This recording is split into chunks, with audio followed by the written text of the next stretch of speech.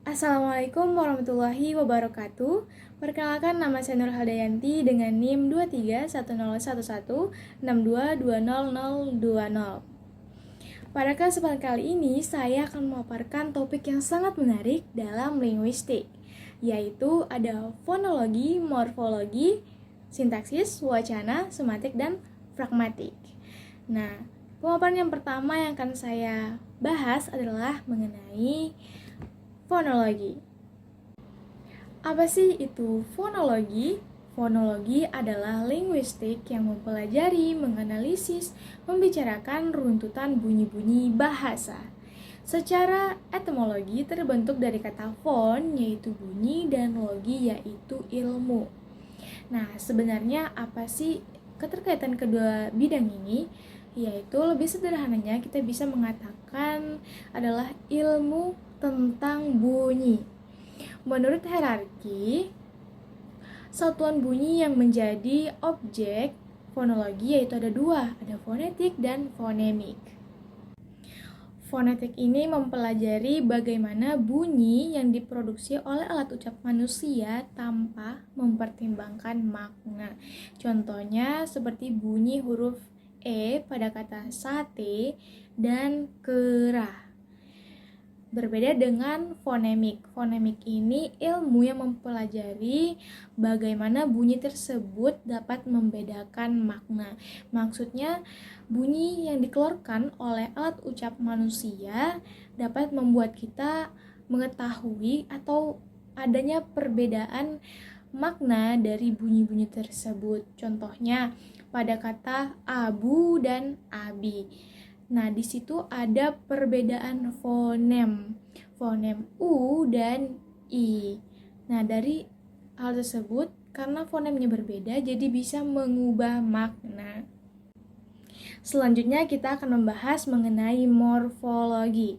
Nah, morfologi adalah cabang ilmu linguistik yang mempelajari struktur kata dan bagaimana kata-kata terbentuk dari unit-unit terkecil yang disebut dengan morfem.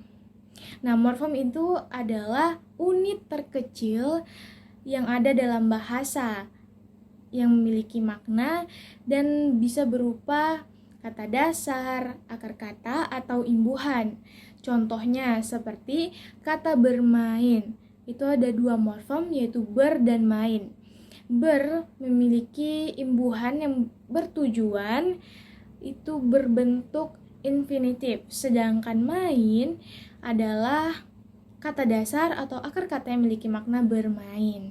Nah, morfologi juga mempelajari bagaimana morfem-morfem tersebut dapat dikombinasikan untuk membentuk kata-kata yang lebih kompleks, seperti frasa, klausa, kalimat.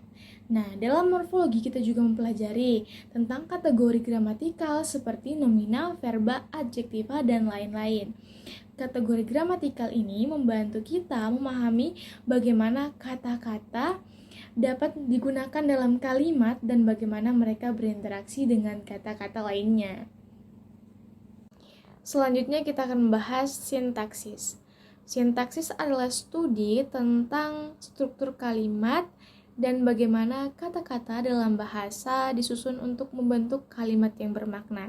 Jadi sintaksis membantu kita memahami aturan yang mengatur bagaimana kita mengatur kata-kata dalam kalimat.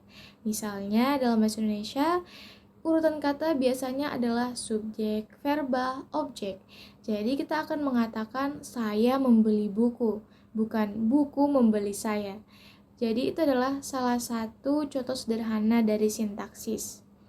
Namun, sintaksis juga mencakup hal-hal yang lebih kompleks, seperti struktur, frasa, klausa, dan bagaimana kalimat-kalimat tersebut berhubungan satu sama lain dalam teks yang lebih besar. Memahami sintaksis sangatlah penting karena membantu kita memahami bagaimana bahasa bekerja dan bagaimana kita dapat menggunakan bahasa untuk berkomunikasi dengan efektif dan cepat. Selanjutnya kita akan membahas mengenai wacana. Wacana adalah satuan kebahasaan yang paling lengkap atau tertinggi.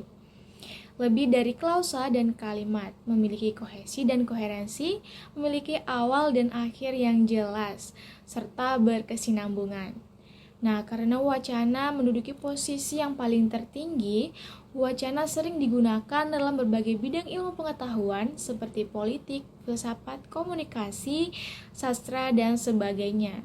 Contoh, aku bangun pagi-pagi sekali untuk berolahraga.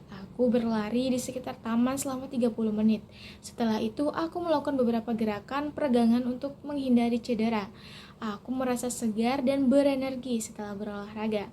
Kemudian aku kembali ke rumah untuk mandi dan sarapan. Aku siap untuk memulai hari dan melakukan kegiatan-kegiatan yang perlu aku selesaikan.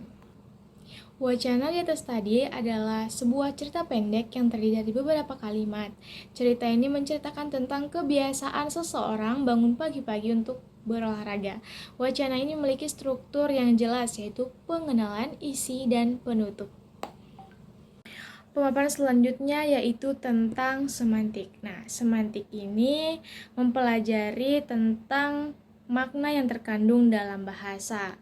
Dengan kata lain, semantik ini tentang makna. Contohnya itu pada pemilihan atau penggunaan kata cewek dan wanita. Nah, ini menunjukkan identitas kelompok penuturnya. Kata cewek itu identik dengan anak muda, sedangkan kata wanita itu lebih mengedepankan kesopanan, ya, identiknya dengan sekelompok orang tua. Pemaparan selanjutnya yaitu tentang pragmatik. Pragmatik adalah cabang ilmu linguistik yang mempelajari bagaimana